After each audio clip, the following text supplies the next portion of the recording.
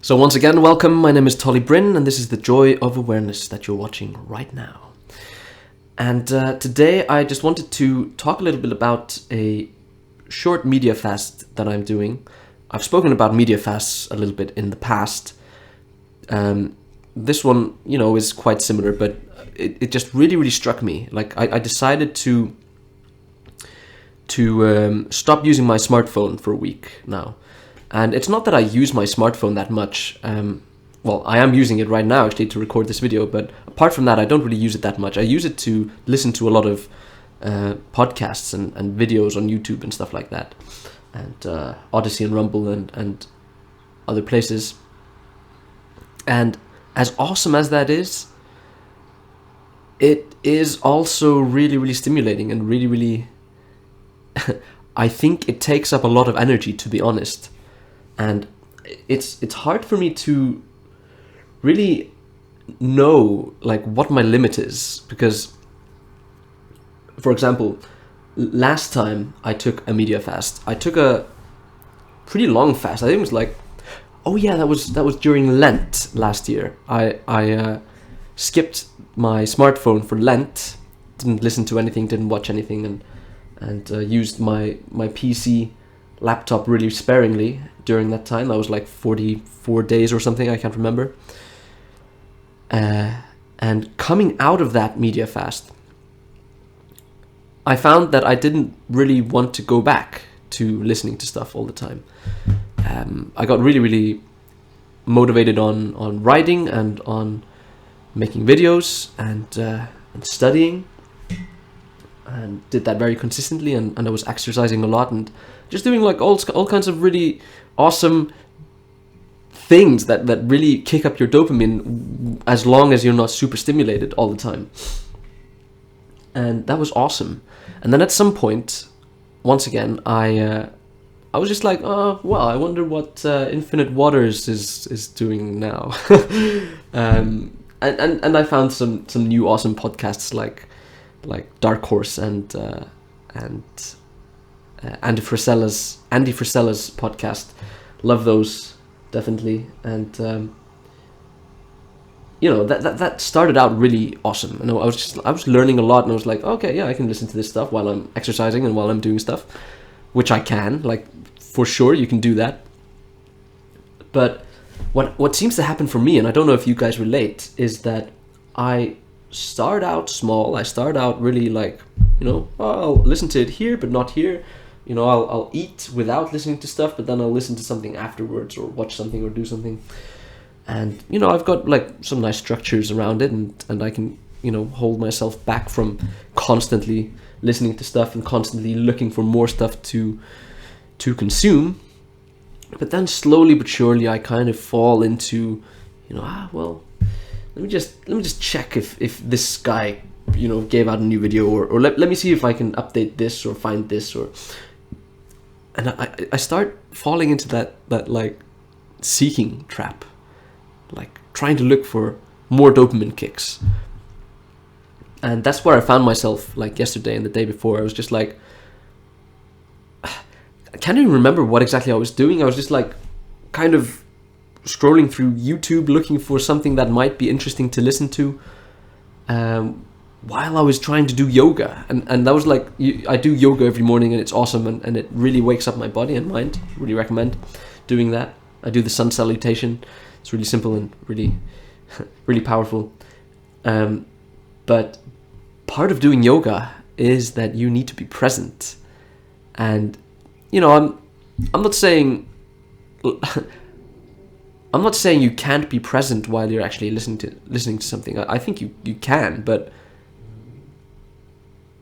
you just have so much attention. Like, if 30% of your attention is going into listening to Dark Horse podcast, then that means 30% of your attention is not going into your breath and into your muscles and into your posture and into your yoga routine. So that's what I mean. And at some point it just struck me as like, I'm doing too much of this, aren't I?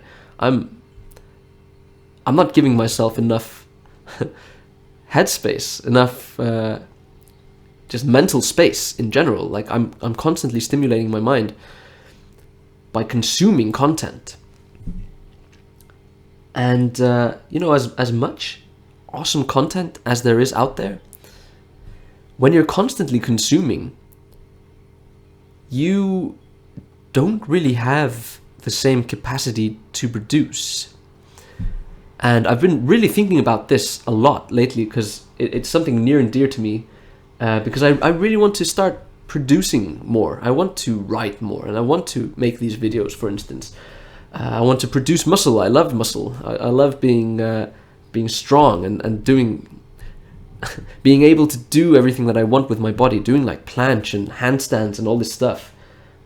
Not that I want to be like some bodybuilder jacked dude, like not bashing that. Like I love how I look with a lot of muscle. I'm pretty slender now, but it's awesome to feel strong and feel muscular, you know. But yeah, I just really realized like I'd fallen too deep into the dopamine rabbit hole once again. And there's certainly more to this, like, and I feel like I've put some structures in place that really help me stay away from that stuff. Like, I have a dumb phone with like genuine buttons that you can push that I use instead of my smartphone. And that really, like, as soon as you've got that in your pocket and your smartphone, like, I usually keep it with me in my backpack or something while I'm at work, just so that if I have some kind of emergency and I need to do something online, that I can. But you know, generally I don't touch it at all throughout the day. And I found, like, after just one day of doing this, of not constantly using my phone during the break, which is something like I really hate doing that, and I generally try my best not to do that, even when I do have my smartphone. I'm not like checking the news and stuff like that, but every now and then I fall into that pattern of just like, you know, oh yeah, oh wow, that's interesting, like this pattern that I hate seeing in other people, like when I'm trying to talk to people and they're just like, oh really, oh okay, yeah, oh yeah, they're not listening, like they're not there. They're non-player characters at that point. And that's just something really, really to become aware of. If that's something that you do, become aware of that and stop doing that, because it's holding you back for sure. Anyway, what I decided to do is take a week off from my smartphone and off from my PC as well. Like I have this rule where I can use my PC for and use the internet for all of the housekeeping that I need to do, all the admin stuff, like check my emails, check my messenger, not throughout the day, but once per day. Like, I'll check it to see if there's something important. If I need to send something important, I will do that. And I can also use electronics for production. So I can write my books, I can work on my videos like this, or edit them or whatever, upload them. But no consumption. And I think that is the key. Like, these are supposed to be tools. We are not supposed to be the product here. Or maybe we are. Like, that's a different rabbit hole. I was once told that if something's free, then you're probably the product. So keep that in mind. Lost my train of thought there. But yeah, it was something like, what was it? Oh yeah, no consumption. That's like the evolution of the media fast for me. Like, at first it was like, yeah, no electronics at all. Don't check your email, don't check your Facebook and stuff. And I was just like, but I do actually need to check my email for work or for school. And for that improv class, like, I really need to be able to check Facebook to see if there's like an update with the class or whatever. So that doesn't work. Like, or for me at least. Like, if I had a homestead out in the country, which I hope to actually have one day, maybe that would work for at least some chunks of periods of time. But for now, like when I'm living in the city, when I'm going to school and all this stuff, that's not really a feasible option. So the trick has to be to actually figure out what it is that is actually essential to you. I'm sorry, I just noticed that I really tend to talk from the side of my face. I don't know what that is. It's kind of weird. Anyway, we need to figure out what it is that we need to figure out what it is that is essential in our cyber lives. Like when it comes to our electronics, when it comes to the internet, and especially when it comes to stuff like social media, like you need to know what it is that you need and what it is that you don't need. And I would venture to say that 98% of what you're doing on your smartphone, on your laptop, is, you know, it's bullshit. Like let's keep it real here. It's not real stuff. It's not stuff that's pushing you forward in life. It's not something that is actively helping you become the person that you want to be. And you know, let's be honest, that is what we're all trying to accomplish here in this life. Like we want to be something, we want to be someone. We have this ideal in our mind. Some of us are in a place where we don't believe it's possible, so we just binge on Netflix and binge on Haribo and like Coca-Cola and all this shit. And some of us have figured out that our minds control reality, or are in the process of figuring it out. Like if I had it all figured out, I'd be living my ideal life, which I obviously am not, at least not fully. I do have an ideal state of health, which I am incredibly thankful for, but my material reality is not where I would like it to be, not yet. It's coming, for sure. But I don't know why that rant started, but let me end it by saying that the most important thing that I believe that any of us can do in this society, like we're working with or dealing with something that has never been seen before, at least not in commonly accepted human history, you know, the mainstream narrative of human history. These smartphones, these, you know, social media, you know, these Netflix specials and all this stuff, this hasn't been a part of human life, at least not for a very long time. Yeah, I should probably look for my tinfoil hat here. I don't know where I put that. But anyway, we're dealing with unprecedented circumstances, and I think it's really important for us to understand that and to go a little bit back in time, find our roots. That's why I am always talking about simplifying, because the further back you go in our human ancestry, the simpler things were.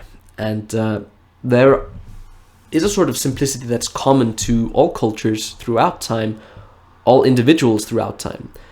And these are the basic things, the basic foodstuffs, the basic, you know, rhythms of life, the seasons, sunlight and moonlight and starlight, you know, drinking water and fasting and all this stuff. Being in contact with nature, like all of this stuff is something that has been with human beings from the dawn of time, and we need to connect to these aspects of human existence once again. I think that is really the key to everything else. Like, we can all have ambitions, and I sometimes feel like the whole health movement stuff and the new agey stuff becomes really limiting in some sense. Like, I don't know, like, I guess I'm not really thinking of the new age stuff. I'm thinking more of stuff like the paleo movement and stuff like this, where at least the feeling that I get can sometimes be like, yeah, just go back to being a caveman, man. That's the way we evolved, and that's the way we should live, and just move out of your house into the forest and start picking roots with your tusks. And you know, that's not what I want for myself. I am so thankful for human ingenuity, for all of the incredible people throughout time who have managed to develop this incredible society around us. You know, running water, hot water and cold water, and electricity and lights, and being able to not freeze to death in a cave somewhere. Instead, we have these insulated houses in the middle of bustling metropolises full of every kind of food you could ever want, and every kind of vice that you could ever dream of. And I think that's even more reason to strive to find balance in this life. And I think that can be, that is to say, I think that going back to these roots can be a way to set a foundation for something much, much greater. And I hope to see you at that point sometime in the future. But until then, like and subscribe, please. Love you all. Check out my book, Health Simplified. It's on Amazon. I'll leave the link down below. It's about $5, and I really go deep into my own journey with healing myself. All of the things that I learned, going from sick, nearly dead guy to like really, really thriving and feeling good every day guy, to put it simply. I go into the spiritual aspects as well, how I finally got into contact with something that I had been seeking for a long time, and that was like a sort of divine energy, divine spark. I don't know what it was. I often call it God. I don't know if that is actually what it is, but it's as good a word as any, I guess. So I go into a lot of deep subjects in that book, and I'd love for you to check it out and leave a review on Amazon if you do. Otherwise, you can check out my my website, joyofawareness.com. I'll leave a link for that as well down below. I recently gave out an article called Medico-Fascism and How to Resist It. And I think that is my most ambitious article that I've released on there. I go into a lot of detail, a lot of really dark stuff when it comes to the medical industry, the medical industrial complex. This is more important than you may realize, and especially if you're trying to seek answers for why you can't seem to heal, why everybody seems to be sick around you constantly, why everybody needs to be taking these drugs and drugs to fight the side effects of the other drugs and all this stuff, and everybody's depressed. If you're wondering why that is, check out that article, check out my book. You will find answers, I promise you. Maybe not all the answers, but for sure you'll get some insights. Otherwise, just keep looking at my videos, like and subscribe. I think I said that before. Yeah, I think that's it. So may you live in peace and happiness, I guess. No, not I guess. Like, may you really live in peace and happiness. I love you all, and I wish you all the best. So see you next time. Peace.